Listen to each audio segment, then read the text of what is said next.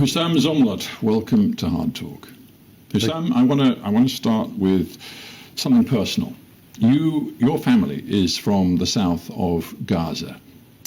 When you heard of the murderous attack that Hamas had launched on Israel on October 7th, did you immediately realize that this was going to put your family and so many others in Gaza in extraordinary danger? Yes, absolutely. Not only my family, but all people in Gaza and my entire nation. Because I knew Israel will instrumentalize this in the most horrible way possible. And this is exactly what happened.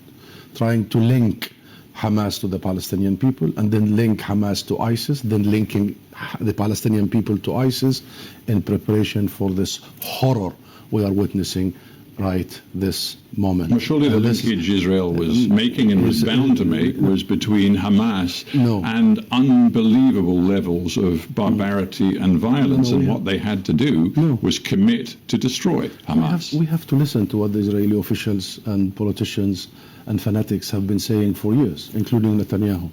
And his finance minister, who was in Paris very recently, and he said there is no such a thing as Palestinian people. And in front of his platform was the map of Palestine and Jordan. I'm sure you remember that.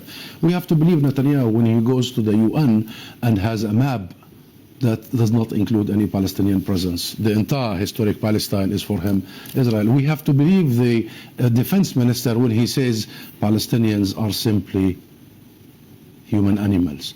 Israel was preparing since 7th of October for these mass destructions. Israel was preparing for the mass slaughter, not of Hamas, but of my people.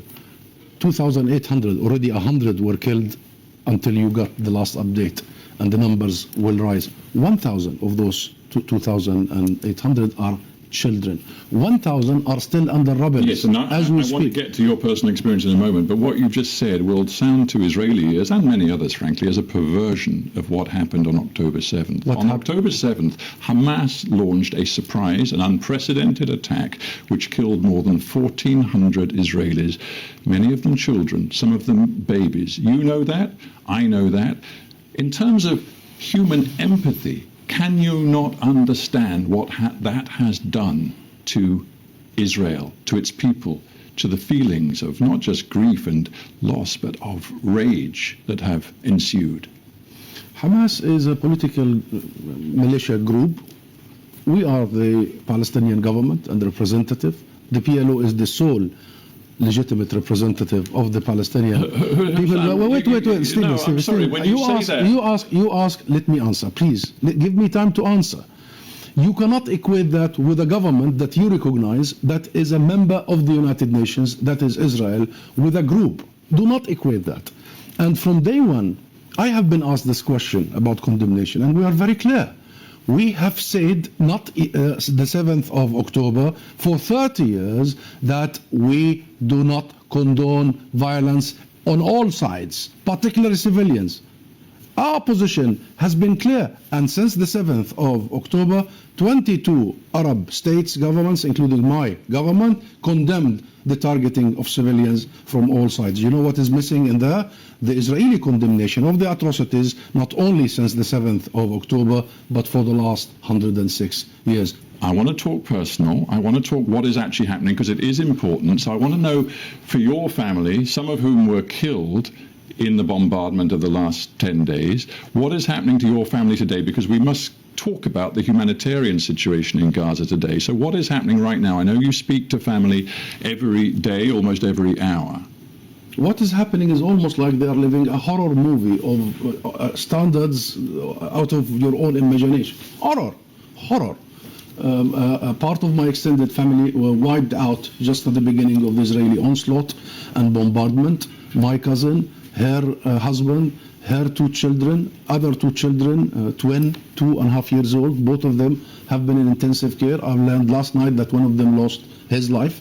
And then my sister, who lives in the south of Gaza, had to receive all of her friends. There is a state of solidarity between people, and now in her home that is rather small for one family. There's 150 people.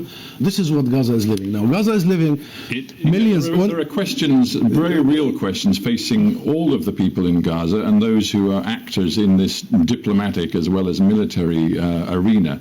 There are questions facing them every single hour. Let's start with one: a humanitarian corridor to get supplies through Rafah from Egypt into Gaza. As you understand it, is it going to happen? There's an awful lot of negotiation around that. This has been our main pressure from the beginning. Ceasefire, humanitarian corridors, respect for international humanitarian law. Israel has refused that completely. I was completely astonished to hear the Israeli ambassador to the UK this morning refusing to say that there is a humanitarian crisis, even saying there is no such a thing as humanitarian crisis. Abhorrent, really abhorrent. This is the type of Hasbara we are dealing with. Gaza is living its worst moments.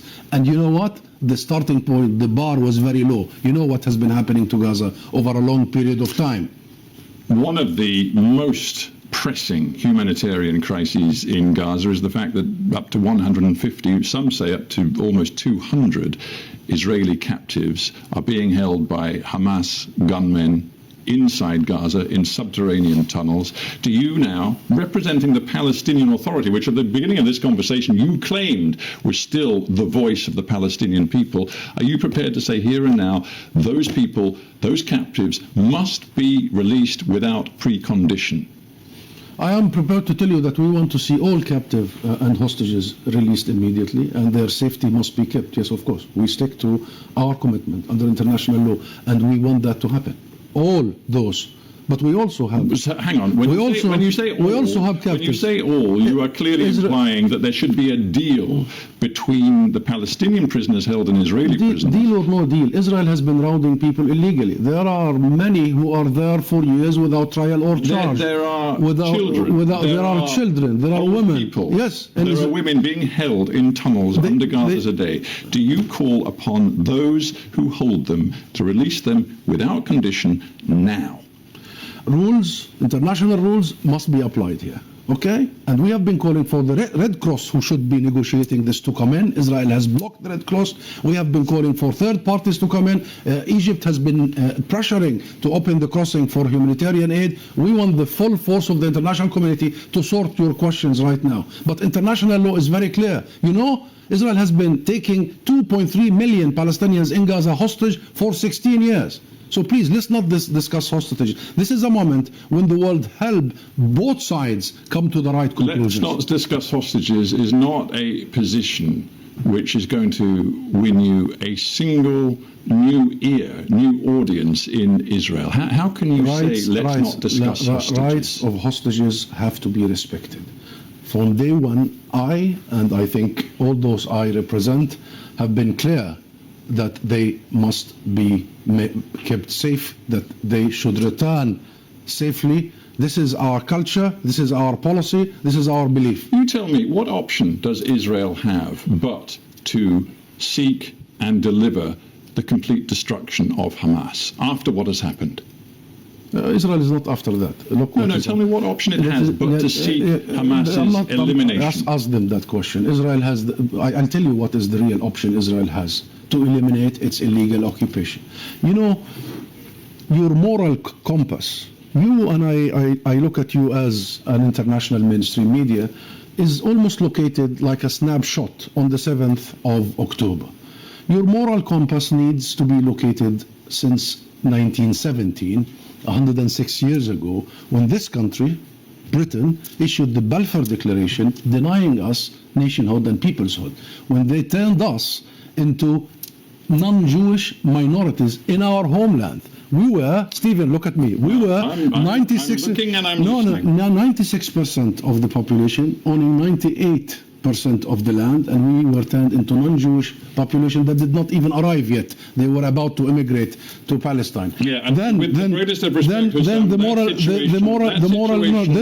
compass. That situation was in place when you and your colleagues in the Palestinian Liberation Organization chose to make a two-state solution peace with Israel. So let's not get stuck on 1917. No. If you want to talk history, it's more useful, surely, to talk about the history of the last 30 years. years. Don't strip it of context, and don't strip the UK of its own responsibility, historic and legal and moral, and the international community. A fruitful discussion, which may yield some clues as to where we go from here. You are part of a group, the Palestinian Liberation Organization, but particularly Yasser Arafat, Fatah, what became the Palestinian Authority, took a key strategic decision in the early 1990s to pursue a two-state negotiated solution with Israel. Right? And through the early 1990s, you got the Oslo Accords. It appeared that peace might be achieved. The organization most determined to destroy that peace was Hamas, who in the mid to late 1990s started letting off the suicide bombs in Israel, which radicalized the Israeli population and which over time saw that Oslo dream die. Is it not time for you to recognize that Hamas is your strategic enemy? It is my time to be accurate and true and represent the very plight of my own people. What you just said is true. We, the PLO, we, the national movement, Yasser Arafat, have took a very brave decision 30 years ago exactly. There were three sides to that equation. There was us, and we were asked to do three things. Recognize Israel, commit to negotiations and non-violence, and commit to international resolutions and international legitimacy. We have done that since then until this moment. The second party was Israel. It was supposed to roll back its occupation and stop its illegal colonial settlement expansion. The third party was the US-led international mediators. They were supposed to provide guarantees and accountability. We did our part of the bargain. In these 30 years, Israel has quadrupled its settlements, and Stephen, you know very well.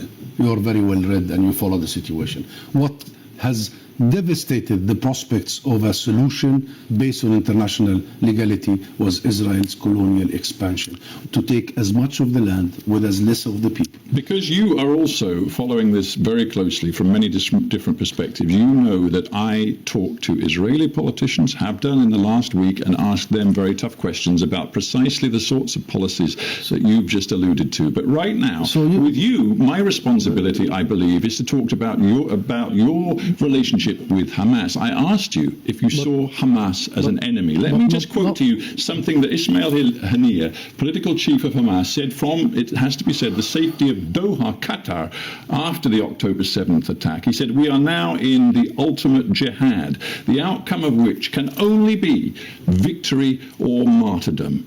Haniyeh wants to claim your dead relatives as martyrs for his jihad. How do you feel about that? You ask Haniyeh for that. No, I'm asking you for that. You just lost members of your family. You ask Haniyeh for that. I'm asking you because you are grieving for members of your family who Haniyeh says are martyrs in his struggle. I just told you Hamas is just a group. We are the government. The ones who killed my relatives are the Israeli army. The bomb that blew their heads were Israeli made, maybe American made, but sent by Israeli jet fighters. Do you not think that Hamas wanted? And you think you think that's why about the snap? That's why about the snapshot politics and media.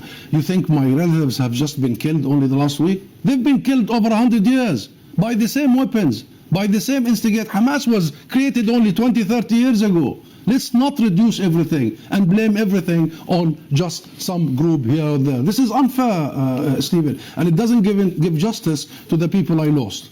It doesn't give justice to the people I lost. I want to go back to the moral compass. Hang on. I want to go back to the moral compass, please. We were denied for 160 years our very basic rights. There was an international consensus, UN Security Council resolutions. Israel has got to end its occupation immediately. And then 30 years ago, 1993 Oslo, international consensus, 2 states, a state of Palestine. Consensus, except one country. One country. That is Israel. It has blocked this. One hugely important Palestinian organization, that is Hamas. Israel has so many. I'm sorry, but right now, you are drawing. This is unfair. We need to talk about Hamas. Let me. Hang on. I'll tell you why. Because here's what about Hamas with Hamas. You know Husam Zomlot very well, a former Palestinian minister, and he says this week. He says events in Gaza are increasing the political weight of Hamas and decreasing the political weight and influence of the Palestinian Authority. and your boss, Mahmoud Abbas, because he says now is the time for fighting and the popular parties in Palestine are the parties involved in the fighting. You fear that to be true, don't you? Don't make this an inter-Palestinian issue.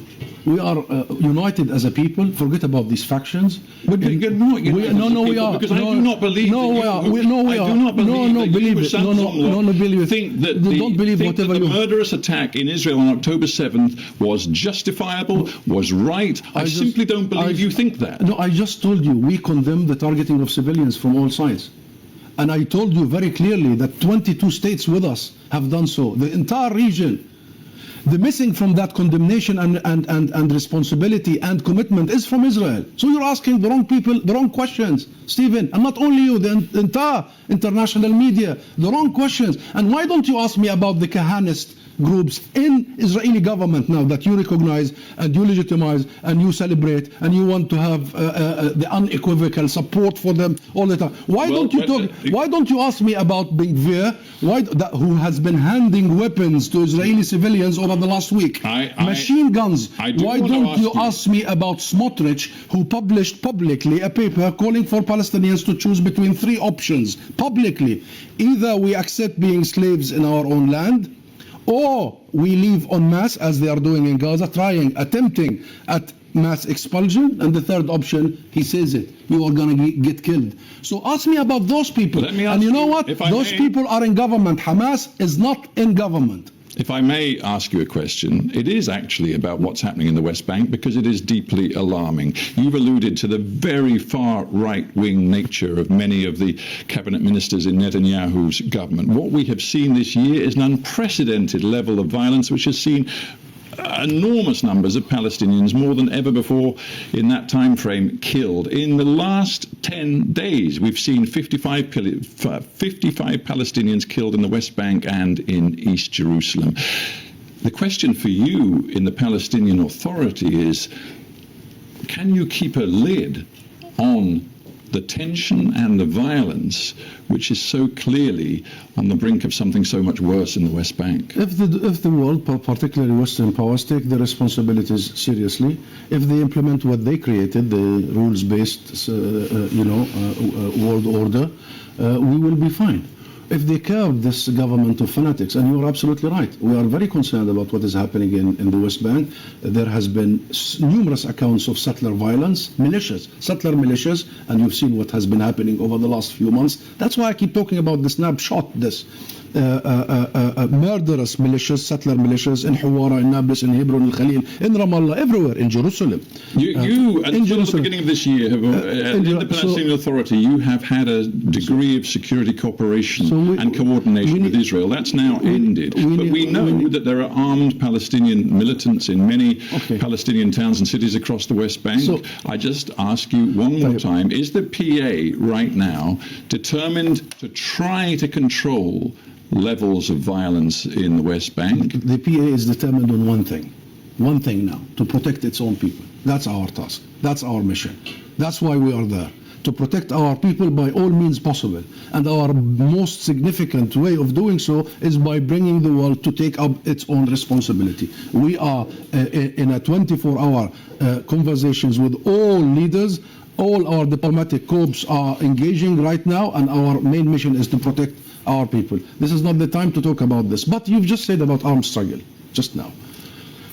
You know what? Hamas was created recently. I mean, it's us, the PLO, the national movement, who started. Well, Hamas was created in the 1980s, as we discussed, and they became active as a violent militant organization. But I want to ask a question. I want to ask a question. Now, in the face of this very clear reality in Israel, those in government do not want to create or end the conflict by ending their occupation. They're not interested. You've heard Netanyahu numerous times. Please believe him. He means it. He is not going to give us our rights. What do? We tried the armed struggle, and the world, of course, instigated by Israel, called us terrorists. By the way, the PLO is still designated in the US Congress as terrorist organization. 30 years after we signed the Oslo Accords and after we committed to all that. So this isn't just about Hamas.